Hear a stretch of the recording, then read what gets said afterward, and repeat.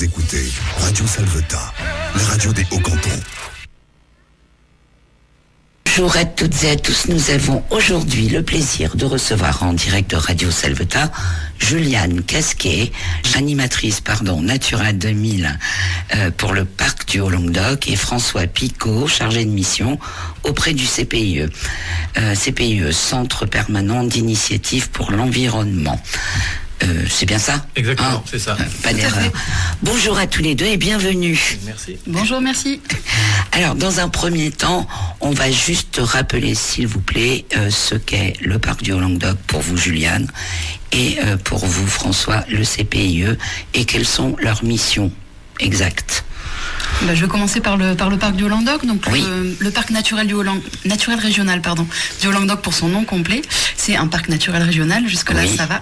Et le rôle des parcs naturels régionaux, c'est de mettre en place un projet de développement durable pour le territoire. Donc c'est un projet de développement du territoire qui soit économique et social, mais qui prenne en compte les enjeux environnementaux aussi. Oui. Et ce projet, il est porté par toutes les communes du parc, en l'occurrence pour nous, les 119 communes du territoire. On va pas toutes les nommer, mais je sais que la Salvetat est comprise dedans, comme le Soulier, comme Fraise, comme... on va dans le Tarn aussi, oui, bien sûr. Oui, tout à fait. Anglès, tout ça pour les communes. Murat, etc. La ville porte à l'ouest, en fait, qui n'est pas dans le parc, mais qui fait la limite à l'ouest, ça va être Vesle. Ouais. Et à l'est, ça va être au niveau de l'Odève, par exemple, ou de Saint-Chimay. D'accord.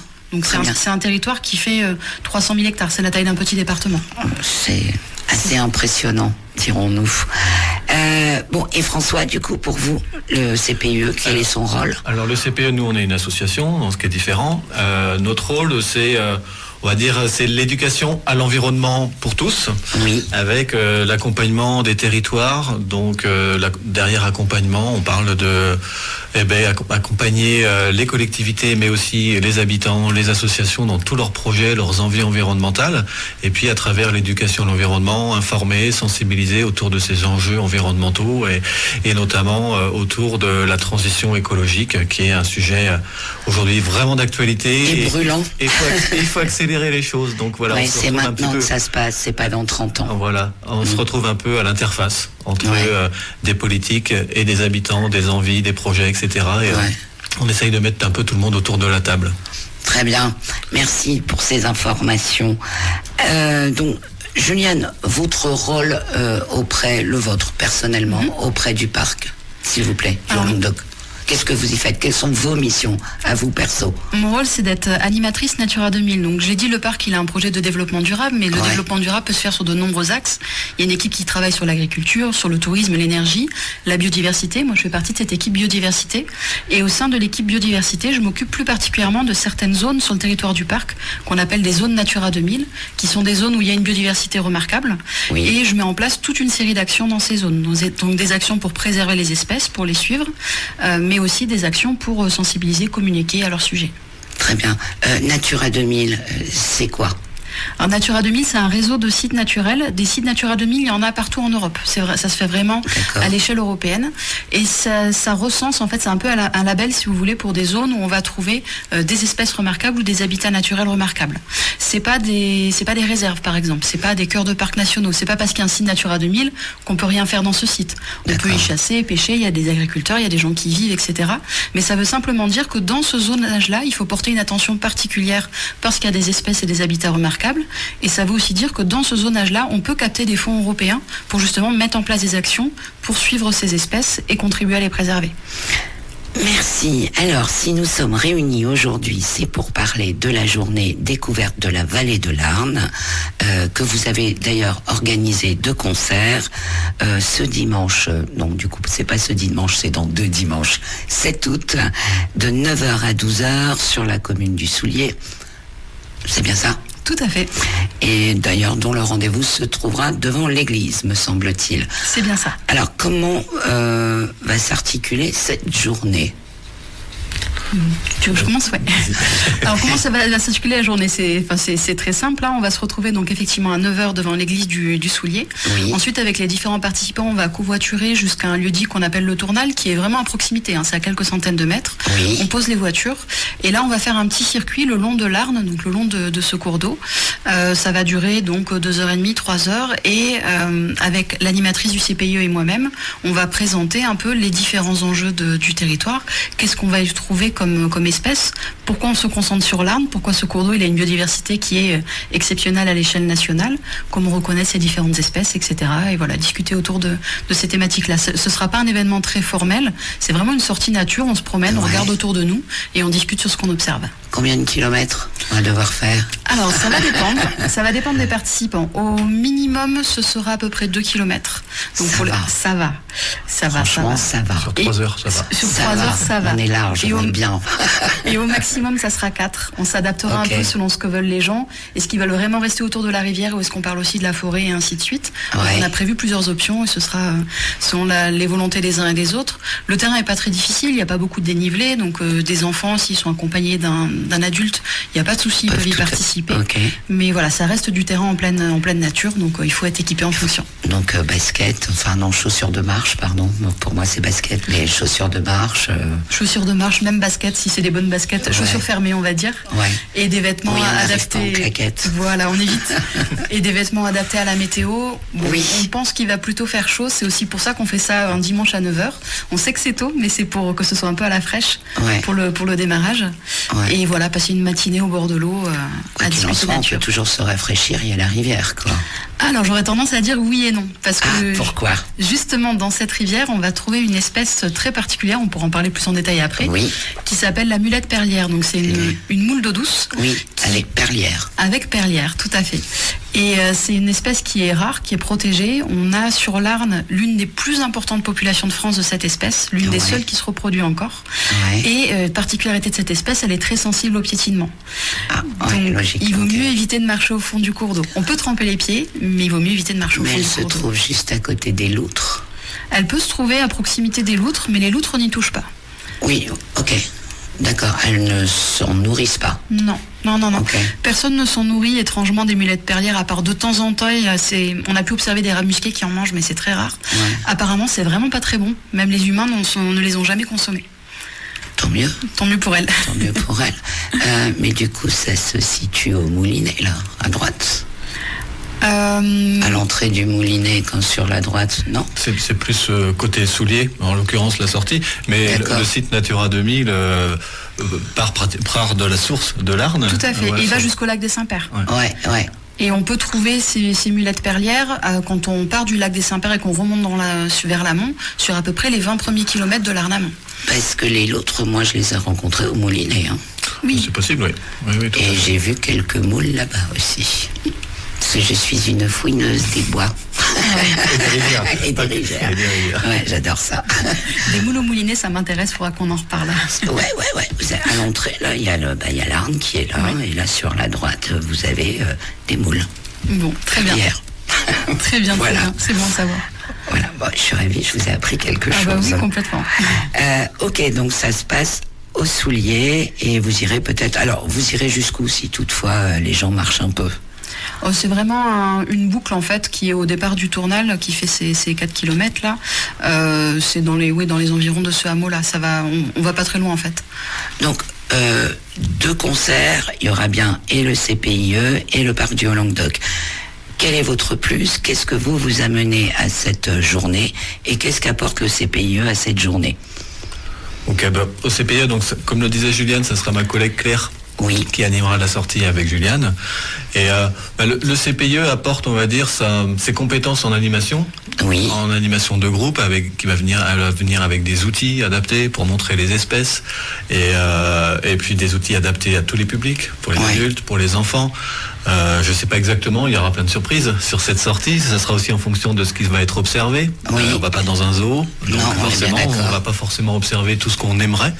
Mais l'idée, c'est de de montrer au moins les sites où on peut observer des choses et puis passer du temps à observer. C'est surtout ça, c'est pour ça qu'on se projette pas sur une durée de balade et une distance. Ouais. C'est la priorité, ça sera d'observer. Donc si on voit des choses au bout de 20 mètres, on pourra passer peut-être une demi-heure parce qu'il y a énormément de choses à voir à cet endroit-là. Ouais. Et voilà, donc c'est vraiment ça, on va dire, l'apport du CPIE, c'est l'animation, c'est les outils adaptés. Je confirme. Voilà. Je confirme, j'ai assisté à l'AG, l'Assemblée générale du CPIE, et c'était, ma foi, très drôle et très bien animé. Merci. J'ai eu peur de m'ennuyer, et puis non, en fait, c'était super sympa. Donc ils ont cette capacité à animer le parc. Enfin, Juliane, pardon. Nous, ce qu'on va apporter, je dirais, c'est la connaissance vraiment du site Natura 2000 en tant que tel. Ouais. Donc vraiment, concrètement, les espèces qu'on y trouve, quels sont les enjeux, à quel endroit est-ce qu'on va les trouver, quelles sont les menaces, quelles actions on met en place, etc. On sera peut-être un peu plus sur justement les actions concrètes qui sont mises en place dans le cadre de Natura 2000 pour préserver les différentes espèces qu'on va pouvoir croiser. Très bien. Alors, il me semble que Alors, que veut dire biodiversité ?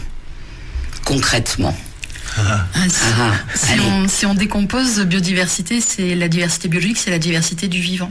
Ouais. Après, ça peut être plein de choses. Ça peut être la diversité en nombre d'espèces. Ça peut être au sein d'une même espèce la diversité génétique, par exemple. Ouais. Est-ce que tout le monde est pareil ou est-ce que les chauves-souris, on y viendra tout à l'heure. Tout à fait. Est-ce que les individus sont différents les uns des autres ? Puis ça peut même être à échelle plus large, la diversité des environnements aussi.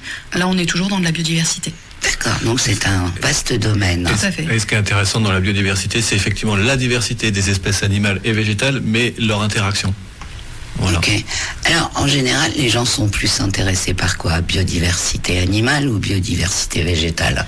Qu'est-ce qui passionne le plus ? C'est certainement animal. C'est sans doute des fois un peu plus spectaculaire, entre guillemets, sachant qu'il y a quand même une richesse végétale qui est assez incroyable aussi, qui est assez méconnue. Ouais. Et il faut beaucoup de compétences sur la botanique, et c'est vrai que c'est peut-être un petit peu plus difficile d'y rentrer. Il faut maîtriser du vocabulaire, c'est plus compliqué, alors que un animal qui vole, qui passe au-dessus de la tête, on appelle ça un oiseau, ou une chauve-souris, ou une chauve-souris, c'est vrai, ou un papillon. Donc c'est vrai que l'observation est différente. Je pense que l'approche botanique est sans doute un peu plus compliquée, c'est pour ça qu'elle rebute peut-être un peu plus, et même que ce soit les professionnels, je pense qu'on trouve peut-être plus de spécialistes de la faune que de spécialistes de la botanique. Tout à fait, faut s'imaginer que sur le territoire du parc du Haut-Languedoc, il y a à peu près 2000 espèces de plantes différentes. Ouais. Donc c'est vraiment beaucoup. Si on veut justement être bon là-dedans, apprendre à reconnaître les différentes espèces, c'est énormément de travail. Pour comparaison, il y a on va dire 27-28 espèces de chauves-souris, c'est déjà beaucoup, mais c'est beaucoup moins, on prend moins de temps à être capable de les maîtriser justement et de les reconnaître les uns les autres. Ok. Il me semble que notre territoire, alors je ne sais pas si on dit renferme, j'en sais rien. Accueil, bravo, merci pour le terme. Bon nombre de tourbières. Tout à fait. Que sont les tourbières ? Alors les tourbières, ce sont des zones humides, globalement, qui ont un système particulier. C'est souvent dans des cuvettes qu'on va retrouver des tourbières qui sont alimentées par des sources, avec une végétation particulière qui va s'installer sur ces zones-là et qui va finalement très peu se dégrader parce que c'est des milieux très acides. Oui. Et ça forme cette tourbe, ce qu'on appelle la tourbe, et les tourbières hébergent des espèces vraiment particulières qu'on trouve que dans ces endroits-là. Et donc aujourd'hui, les tourbières, on a la chance d'avoir des tourbières sur le territoire du Haut-Languedoc. On est certainement les zones les plus au sud en termes de répartition au niveau européen sur ces zones-là. Mais on se rend compte qu'elles sont fragiles. Ça fait longtemps qu'on s'en est rendu compte, et aujourd'hui encore plus avec les effets du changement climatique, les assèchements, les périodes de sécheresse comme on vit actuellement, même si on vient d'attraper une petite saucée d'orage aujourd'hui qui fait du bien. Mais elles subissent énormément de variations, de température, de niveau d'eau, etc. Elles souffrent beaucoup, les tourbières. Sachant que elles s'accrochent, mais tant qu'elles peuvent. Et sachant que c'est des réservoirs de biodiversité vraiment importants et à préserver, mais aussi des espaces qui sont intéressants aussi au niveau agricole, parce que c'est des zones, l'été, en période de sécheresse, ça reste encore vert, et c'est des endroits où on peut faire pâturer les animaux. Et c'est aussi, dans un contexte de changement climatique, c'est des réservoirs extrêmement importants de carbone, puisque comme tu l'expliquais, la végétation qui est dans ces tourbières se dégrade pas. Donc il y a de la production de matière végétale. Pour produire les végétaux, ils captent du CO2, et ensuite ils vont mourir, ils vont pas se dégrader. Donc ce CO2 va rester capté dans les tourbières, en fait, va rester au sol et ne va pas être relargué dans l'atmosphère, comme si la plante s'était dégradée. Donc, on vous rappelle à quoi sert le CO2 ? À quoi sert, c'est-à-dire c'est le dioxyde de carbone. Ouais, ça va nous servir à quoi, nous, êtres humains ?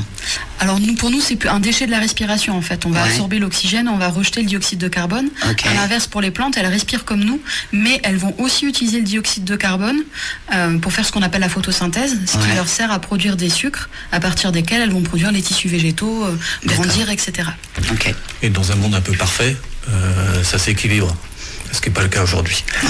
Voilà. Alors, quand on est un propriétaire lambda et qu'on dispose de tourbières, qu'est-ce qu'il faut faire ?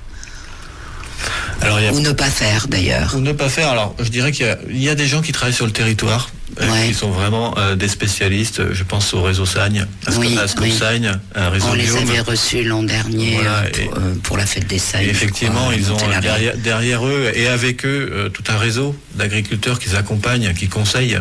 Et je pense que c'est vraiment principalement vers ces gens-là qu'il faut que les agriculteurs se retournent, parce qu'ils sont très compétents dans le domaine et très professionnels dans leur accompagnement. Très bien. Merci. Alors, on va découvrir les tourbières, c'est bien ça, je me trompe pas, ce jour-là. Alors, on va en parler. On ne traverse pas vraiment de tourbières. On va traverser une zone humide, mais pas vraiment de tourbières à proprement parler sur le trajet. Bon. Juste en complément par rapport aux tourbières, à Freys-sur-Agoutte, fin septembre, il y aura la fête des Sagnes. Et là, on ira vraiment sur les tourbières. Et ça sera vraiment une journée dédiée aux Sagnes, aux tourbières. Donc on aura l'occasion d'en reparler. On en reparlera absolument. Alors, on va avoir peut-être la chance de croiser des chauves-souris ou pas ? Ça va être en pleine journée, donc du coup c'est compliqué. Le matin, non. Deux jours en général, si on voit une chauve-souris, c'est qu'elle est mal en point, donc il y a peu de chance. Par contre, la vallée de l'Arne, elle héberge énormément de chauves-souris forestières, c'est une de ses particularités. Donc on verra pas de chauve-souris en tant que telle, mais on pourra montrer aux gens sur les arbres qu'on va pouvoir croiser, par exemple, à quoi ça ressemble un arbre qui pourrait héberger les chauves-souris, comment les reconnaître. Et ça fait le lien aussi avec pourquoi c'est important dans les forêts de garder des arbres qui sont peut-être pas les arbres les plus jolis, parce qu'ils vont avoir des cavités, des écorces décollées, etc. C'est peut-être pas les plus intéressants pour la sylviculture. Par contre, ils hébergent énormément de biodiversité, et notamment ces chauves-souris forestières qu'on va trouver dans ce genre d'environnement-là. Ok, donc logiquement, les chauves-souris que l'on peut retrouver sur ce territoire, c'est la pipistrelle de Natusius. Natusius, tout à fait. Natusius, pardon, et la noctule commune. Alors, quelles sont leurs différences et à quoi peut-on les reconnaître ? Alors, c'est pas les seuls qu'on va pouvoir trouver sur le territoire, mais effectivement, c'est deux espèces qu'on peut trouver en vallée de l'Arne. C'est deux espèces qui sont vraiment forestières, la pipistrelle de Natusius et la noctule commune. La pipistrelle de Natusius, comme son nom l'indique, c'est une pipistrelle, donc c'est une toute petite chauve-souris. Imaginez, ça fait la taille d'un pouce le corps. Donc c'est vraiment minuscule. Et elle a la particularité, malgré sa taille, d'être une très grande migratrice. C'est-à-dire qu'on a des individus qui sont en France une partie de l'année et qui peuvent être en Scandinavie une autre partie de l'année. Donc elle peut faire des centaines de kilomètres. Donc voilà, on va la reconnaître par sa taille, une petite chauve-souris forestière. Elle a le poil assez long pour une pipistrelle. Après, c'est assez subjectif. Et c'est comme ça qu'on la reconnaît. La noctule, elle est plus grosse. Elle a une tête qui est plus massive, avec des oreilles, un museau, etc. plus arrondi. Et elle aussi, elle est forestière. Par contre, c'est pas une grande migratrice comme la pipistrelle de Natusius. D'accord. Et leur environnement, c'est la forêt. C'est la forêt, et ça va être vraiment les forêts où elles vont pouvoir trouver des arbres gîtes, donc ce dont je parlais, plutôt des arbres feuillus, avec des cavités, des fentes, peut-être des anciens trous de pique qui sont plus utilisés, par exemple, où elles vont pouvoir gîter, parce que c'est des espèces qui vont se reproduire et hiberner en immense majorité dans les arbres. Très bien. Donc, mais on ne peut les observer que la nuit. Oui, elles sont très difficiles à observer, et toutes ces espèces de chauves-souris forestières sont sous-étudiées en fait, parce que une chauve-souris qui gîte dans une grotte ou dans un bâtiment, c'est assez facile d'accès, on les connaît assez bien, mais celles qui gîtent comme ça dans des arbres, elles ont souvent pas qu'un seul arbre gîte, d'ailleurs elles en ont tout un réseau, c'est extrêmement difficile d'aller trouver le bon arbre et de pouvoir les observer. Donc c'est vraiment un travail de longue haleine quand on veut les observer. Alors éventuellement la pipistrelle de Natusius, pour se nourrir, elle peut se rapprocher des habitations, la noctule commune pas vraiment, et c'est plutôt avec ce qu'on appelle des enregistreurs, donc des appareils qui vont détecter les cris des chauves-souris, qu'on analyse ensuite. Les cris sont différents d'une espèce à l'autre, qu'on est capable de se rendre compte que l'espèce est passée. Mais l'observer directement à l'œil, c'est rarissime. C'est vraiment pas des animaux qu'on va pouvoir voir facilement, même s'ils sont présents autour de nous dans notre environnement. Ça se nourrit de quoi, une chauve-souris ? Alors en France, quasiment 100% des chauves-souris sont insectivores. Il y en a une ou deux qui de temps en temps peuvent attraper des petits poissons, éventuellement des petits oiseaux pour les plus grosses, mais c'est très rare. Elles sont quasi exclusivement insectivores. Alors est-ce que la chauve-souris attaque l'être humain ? Non, j'aurais tendance à dire qu'elle vient se mettre dans les cheveux comme on le dit. Et non, justement, et c'est là où je trouve moi l'intérêt de ces sorties, de ces balades nature, c'est aussi, par exemple, ce dont on vient de parler, il y a des chauves-souris qui vivent en forêt. Et leur habitat, c'est la forêt, et une grande majorité des gens ne pensent pas. C'est vrai qu'on les imagine principalement dans les grottes, ou alors parce qu'on en a eu dans son grenier ou dans une grange, mais qu'il y a des espèces qui sont vraiment sur ces types-là d'habitat donc forestier. Déjà, on montre des choses que les gens ne connaissent pas forcément, et puis on va mettre aussi en avant ces espèces-là qui sont souvent mal aimées. Il y a pas mal de choses fausses qui circulent par rapport à elles, et notamment cette légende des chauves-souris qui s'accrochent dans les cheveux. Oh, les vilaines. Il y en a beaucoup d'autres. C'est vrai que c'est des espèces qui sont mal vues, et donc ces balades nature, elles servent aussi à ça. Durant le Covid, il me semblait qu'on avait parlé aussi d'une histoire de transmission. On l'avait évoqué ensemble. Ça. Effectivement, ouais. Et c'était vrai, c'était pas vrai. Non, il y a eu beaucoup de choses qui sont sorties sur l'origine de ce virus. Oui, c'est vrai. Il y a encore aussi, beaucoup de points d'interrogation. Il y a eu Pangolin qui a pris aussi pour son grade dans cette histoire-là. Donc on verra si un jour il y a une explication vraiment concrète à ça. Mais je pense que c'est surtout, on va dire, la rencontre espèce animale, et qui provoque aussi ça. Je pense que les chauves-souris, il faut les laisser tranquilles. Moi, je pense aussi. Elles véhiculent des virus comme nous. Bien sûr. Et donc, effectivement, si on peut éviter... Elles ne se lavent pas les mains, elles ne portent pas le masque. Elles ont bien raison. Après, on sait qu'en France, en tout cas en France métropolitaine, pour être plus exact, la seule maladie qui a pu être transportée par les chauves-souris où c'est avéré, c'est la rage. D'accord. Maintenant, des cas de rage en France, il n'y en a plus. Donc, c'est plus une problématique. Donc, c'est vrai que par précaution aussi, parce qu'on ne l'a pas dit, mais toutes les chauves-souris sont protégées. Si jamais on tombe sur une chauve-souris en détresse, on la prend pas avec les mains, on fait attention et ainsi de suite, et on les laisse tranquilles globalement. Mais voilà, si ça peut rassurer les gens qui nous écoutent, on sait qu'en France, les chauves-souris transmettent pas le Covid. Ça c'est une certitude maintenant. Ça a peut-être été le réservoir à l'origine éventuellement de la maladie en Chine, et ça encore, comme tu le disais, c'est pas sûr. Mais en tout cas, c'est pas un vecteur de transmission maintenant que la maladie est sur place, quoi. Je sais pas si vous vous rappelez, François, on avait trouvé des chauves-souris mortes. Là-haut, au bar, qu'est-ce qu'elles avaient eu ? Ça, j'ai pas d'explication aujourd'hui à ça. Il faudrait que j'en rediscute avec mes collègues, mais il n'y a pas forcément d'explication. Faudrait, et puis j'ai pas de... C'était à quelle période de Je me souviens plus. Je me souviens pas si c'était pas fin d'hiver ou... En vrai, je me souviens plus. Il faisait relativement froid. D'accord.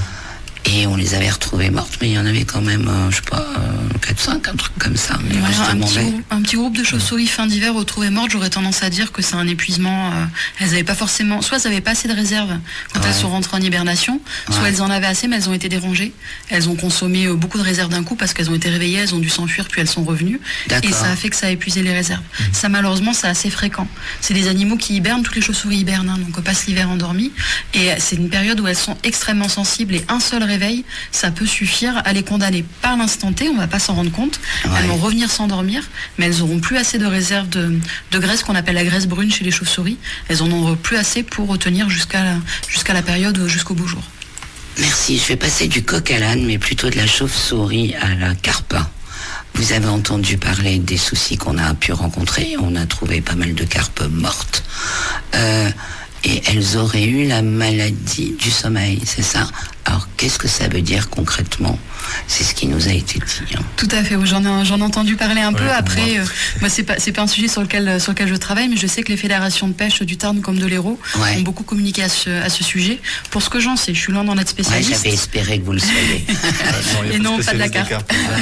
Mais c'est un virus qui est connu en France. C'est pas le premier plan d'eau où ce virus est détecté et qui provoque effectivement des mortalités massives chez les carpes et uniquement chez les carpes. Et pourquoi ? Chez les carpes, parce qu'il y a tellement de variétés de poissons. Oui, mais c'est comme il y a certains virus qui touchent que l'homme et pas d'autres espèces. Là, il se trouve que celui-ci ne touche que les carpes et n'est pas dangereux pour les autres poissons, n'est pas dangereux non plus pour l'homme. Par contre, oui, forcément, ça fait énormément de carpes mortes en peu de temps. D'un point de vue sanitaire, c'est pas terrible.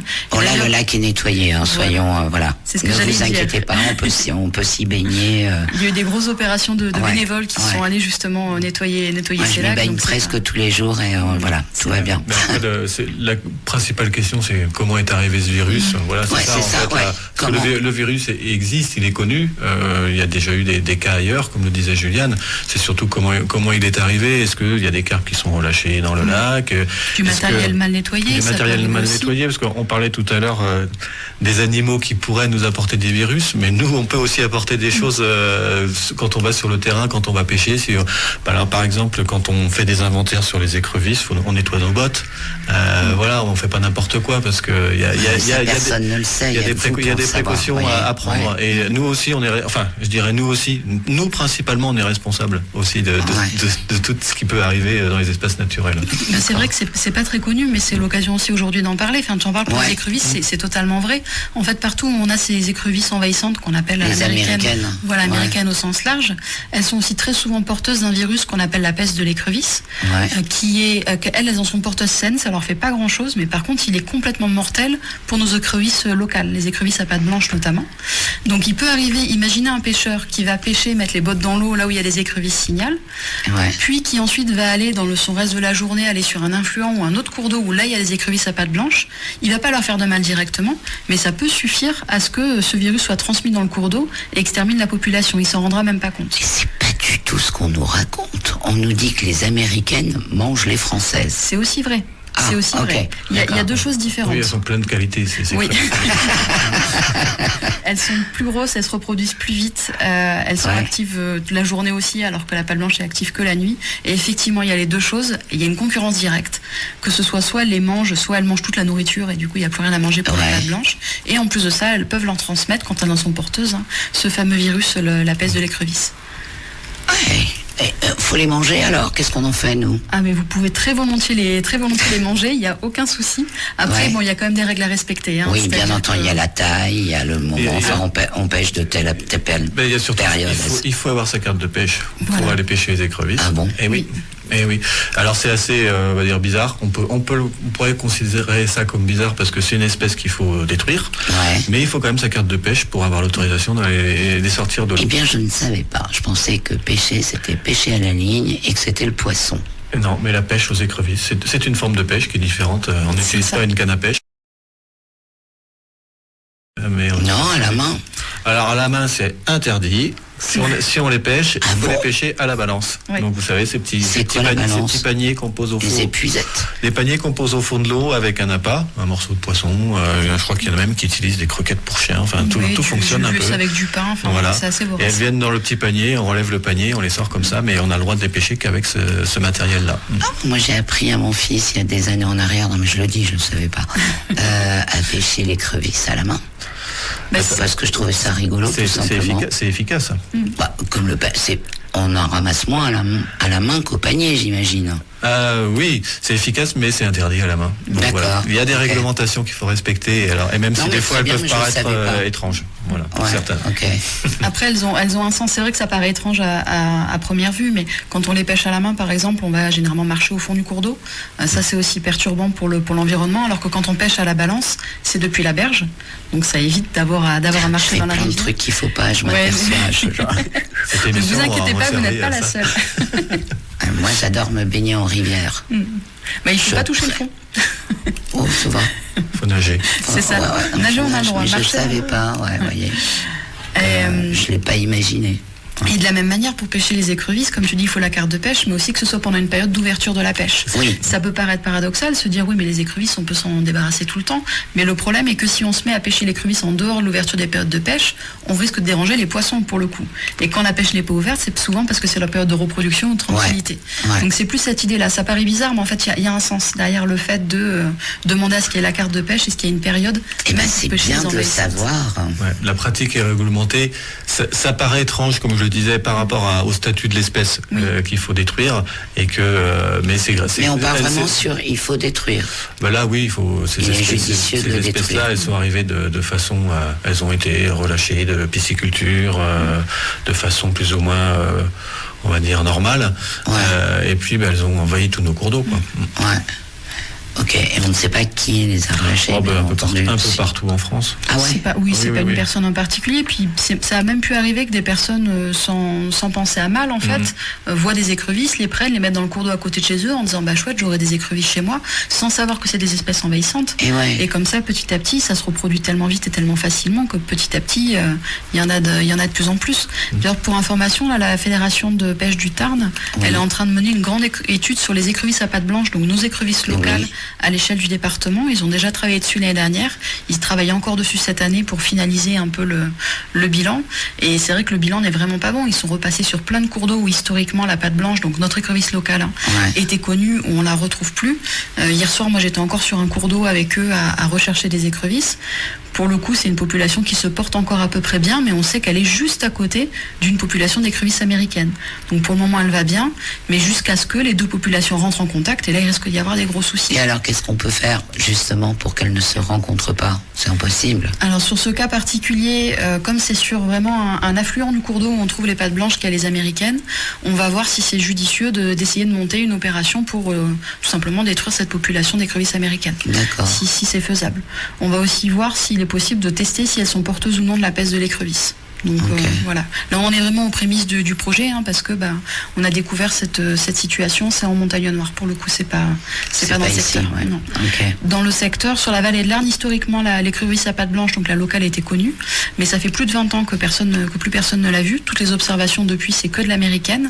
L'année dernière, avec la Fédération de pêche du Tarn, on est allé faire tous les affluents de l'Arne amont, je parle vraiment du lac des Saints-Pères à la source. Au cas où les pattes blanches soient réfugiées vraiment dans les affluents de l'Arne, dans des endroits isolés, elle n'a pas été trouvée. Et cette année, la Fédération de pêche de l'Hérault est en train de faire la même chose sur les affluents de l'Hérault. Toujours dans le cadre de l'animation Natura 2000, pour essayer de voir est-ce qu'on n'a pas des petites populations qui sont allées se planquer vraiment en tête de bassin dans les endroits inaccessibles qui auraient survécu, ou alors est-ce que vraiment les écrevisses à pattes blanches n'existent plus en vallée de l'Arne ? Je me souviens quand nous sommes arrivés, c'était en 2007, il en existait encore au Bourdelais. Alors, c'est peu de chance. A priori, non, c'était pas des écrevisses à pattes blanches. Il y avait déjà des signaux au Bourdelais à cette période-là. Alors, pas le Bourdelais même, mais moi là où je vis, on a l'Arne qui passe, et on en avait. Il y avait des écrevisses, mais c'est... Non, les blanches et les américaines, il y avait les deux. Et comment vous les reconnaissez ? C'est pas les mêmes. C'est-à-dire non mais attends, je m'en souviens plus. C'est vrai, mais c'est à l'époque où j'apprenais à mon fils à pêcher l'écrevisse, donc c'était pas du tout les mêmes bébêtes. Après, il y a Il y en avait une qui était plus grosse que l'autre, après je sais plus, je me souviens plus en vrai. Ça fait très longtemps que je l'ai pas fait. Il a 21 ans maintenant. Il existe 3 espèces d'écrevisses qu'on appelle écrevisses américaines, ça n'en est pas qu'une seule. Du coup on a plusieurs espèces. Ça peut être la plus fréquente sur l'Arne et de loin, c'est l'écrevisse qu'on appelle l'écrevisse signal. On la reconnaît parce qu'à l'aisselle des pinces, il y a une tache blanche en fait. D'accord. On appelle le signal. Faut pas penser qu'écrevisse à pattes blanches, elle a les pattes blanches. C'est paradoxal, mais de dessus, elle n'a pas les pattes blanches. Donc si on veut les reconnaître, justement, les envahissantes, si on les regarde de dessus, le rostre, je vois pas comment expliquer ça autrement, la partie au-dessus des yeux, il y a une espèce de crête en fait qui est vraiment très visible. Ça fait 2 crêtes parallèles, vraiment dans le sens de la longueur de l'animal. Ça, il va y avoir ça sur les écrevisses américaines envahissantes. La patte blanche n'a pas ça. Son rostre, il est triangulaire et il n'y a pas ces deux carènes-là. Elle est aussi plus petite, elle sort que la nuit, donc si on voit une écrevisse le jour, déjà on est sûr que c'est pas de l'écrevisse à pattes blanches. Alors j'ai peut-être pas trouvé d'écrevisse. C'est possible que vous ayez vu deux envahissantes différentes, parce qu'il y a plusieurs espèces d'envahissantes. Mais on n'a jamais pêché la nuit à la lampe. En effet. Alors, effectivement, il y a de fortes chances que ça soit une des américaines. Voilà. Ouais. D'accord. Donc il y a 3 espèces différentes.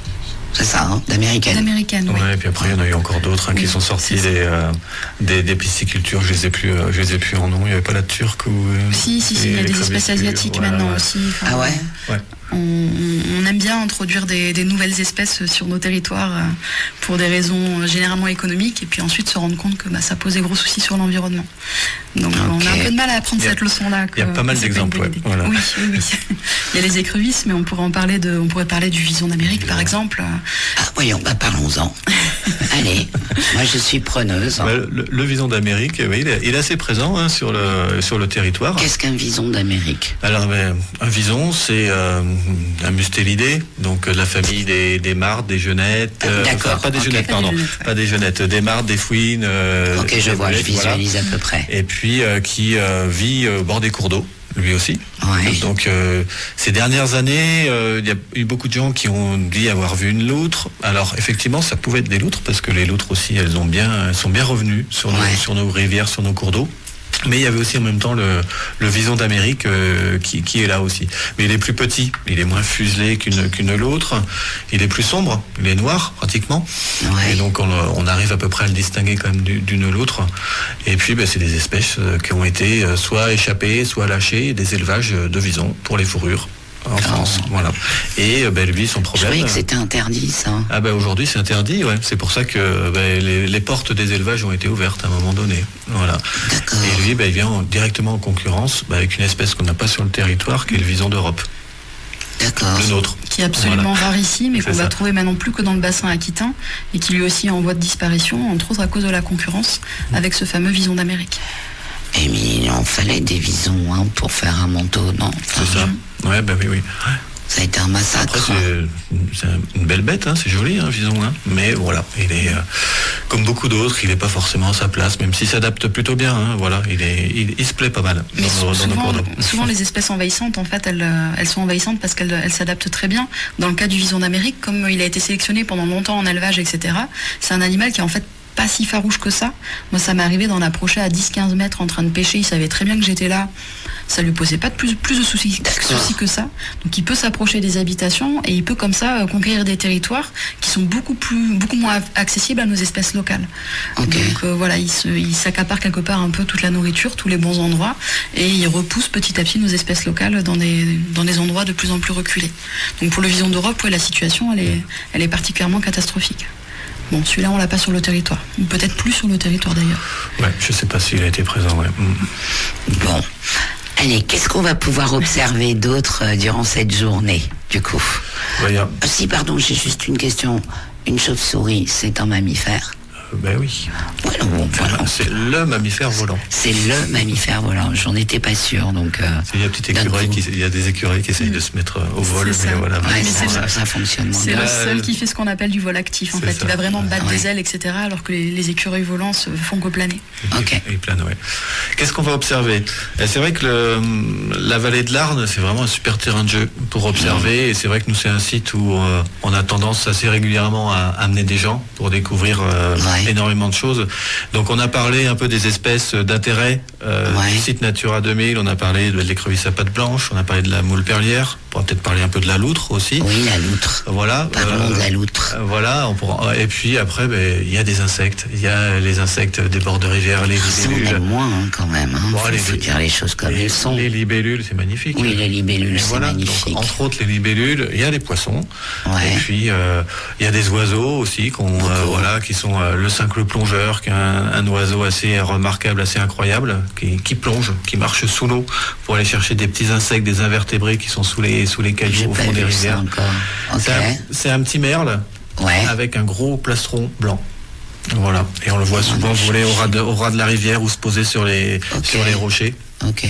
Il peut nicher sous les ponts, dans des rochers. Voilà. Et il y a énormément de choses à voir. Donc ça va être un petit peu, ce dimanche matin, sur quoi on va tomber. Ça sera un peu la surprise. Ouais. Et en tout cas, on pourra parler de plein de choses. Et par contre, je peux vous assurer qu'on verra des moules perlières, donc des mulettes perlières, qui, comme je disais, c'est un peu la star de l'Arne. Et bon, j'insiste un peu dessus parce que c'est complètement exceptionnel. Hein.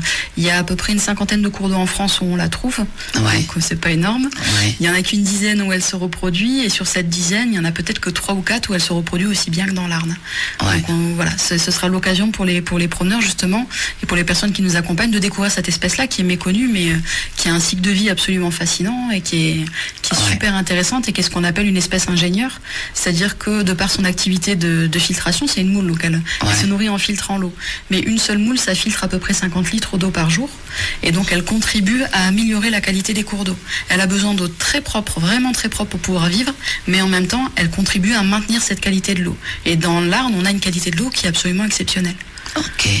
Et c'est pour ça qu'elles y vivent. Et elles peuvent s'y reproduire, sinon ce serait pas possible, j'imagine. C'est à la fois ça, mais c'est aussi grâce à la présence de la mulette, certainement, qu'on a une qualité de l'eau qui est aussi bonne.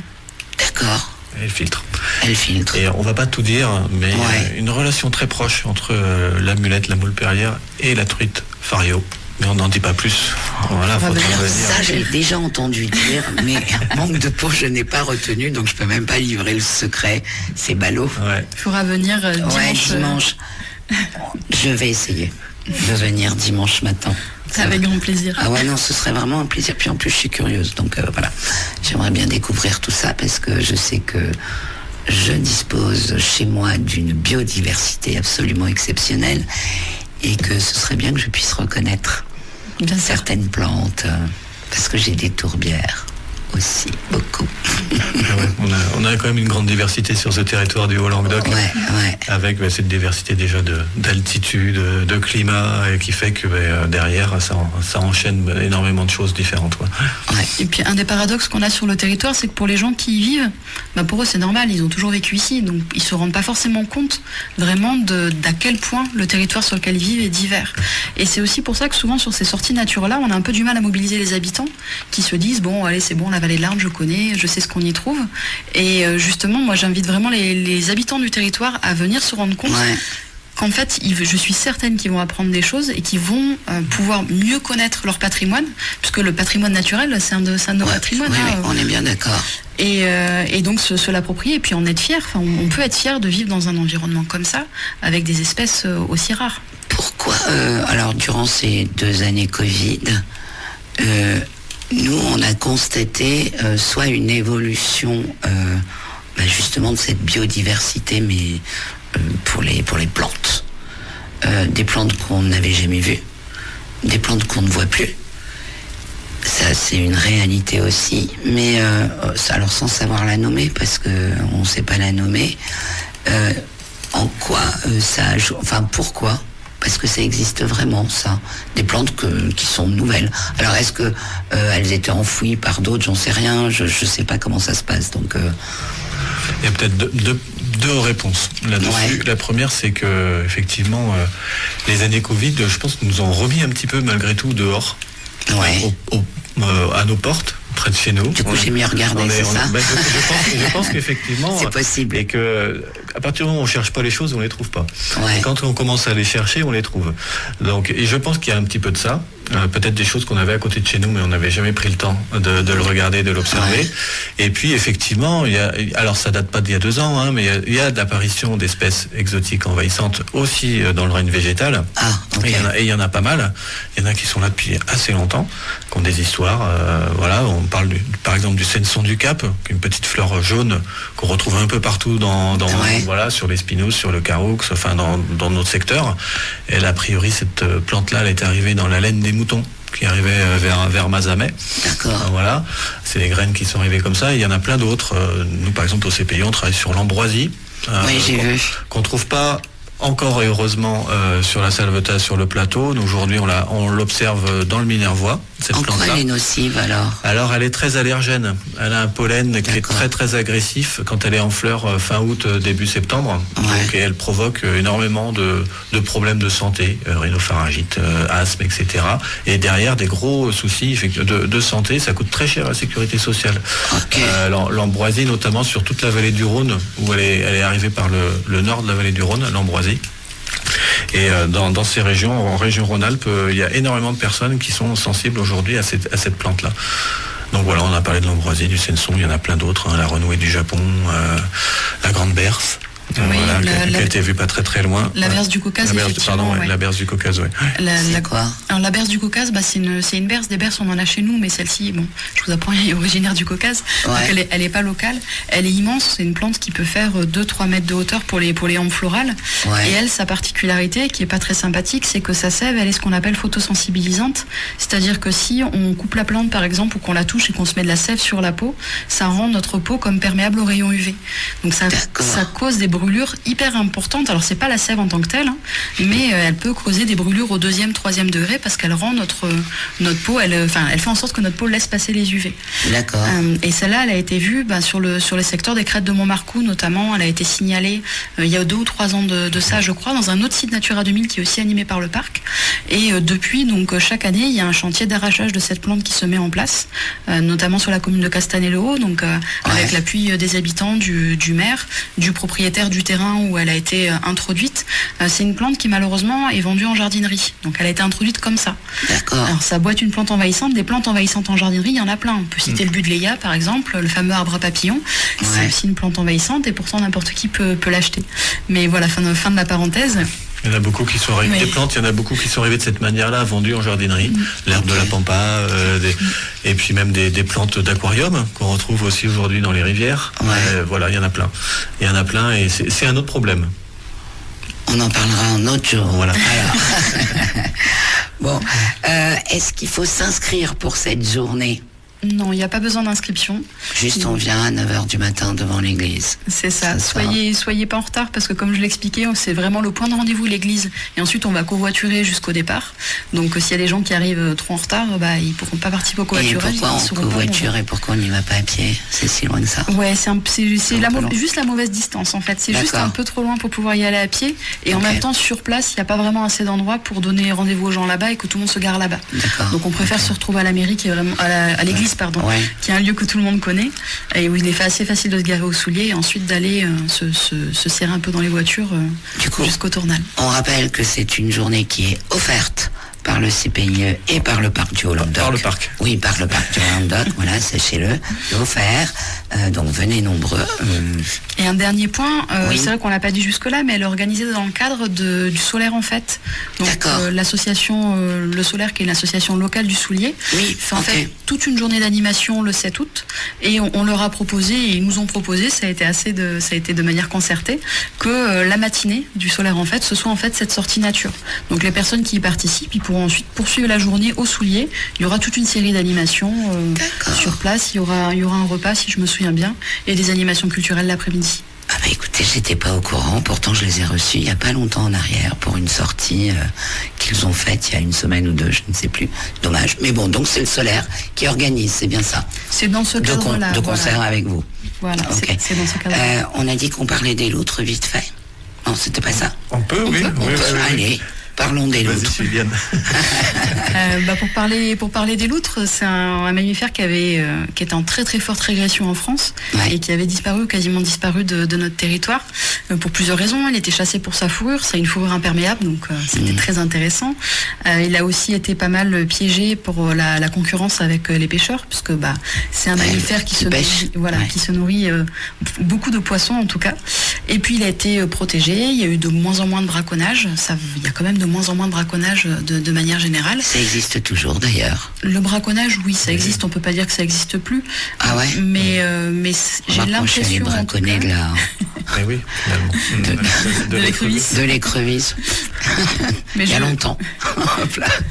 Je connais pas les chiffres, il faudrait inviter quelqu'un de l'OFB pour les avoir, mais j'ai quand même l'impression que ça devient moins fréquent. Par exemple, les tirs qu'il pouvait y avoir sur les rapaces, tous les rapaces sont protégés. C'est quand même des choses qu'on observe toujours, mais qui sont de moins en moins fréquents. Et pour des animaux comme la loutre, le braconnage est quand même moins important qu'avant. Peut-être aussi parce qu'il y a quasiment plus de demandes pour la fourrure de loutre. Donc ça limite cette problématique-là. Et donc cette espèce, elle a profité de son statut de protection pour petit à petit recoloniser nos rivières, et aussi dans les cours d'eau comme l'Arne, le malheur des uns fait le bonheur des autres. Elle est tombée sur une manne de nourriture qui était l'écrevisse américaine. Donc cette fameuse écrevisse envahissante. Et la loutre, c'est un animal qui est incroyablement discret, qui est principalement nocturne, crépusculaire, très très difficile à observer à part en piège photo. Mais par contre, on la suit, on sait qu'elle est là souvent en observant ses crottes. Elles sont disposées en évidence sur des rochers au bord de l'eau.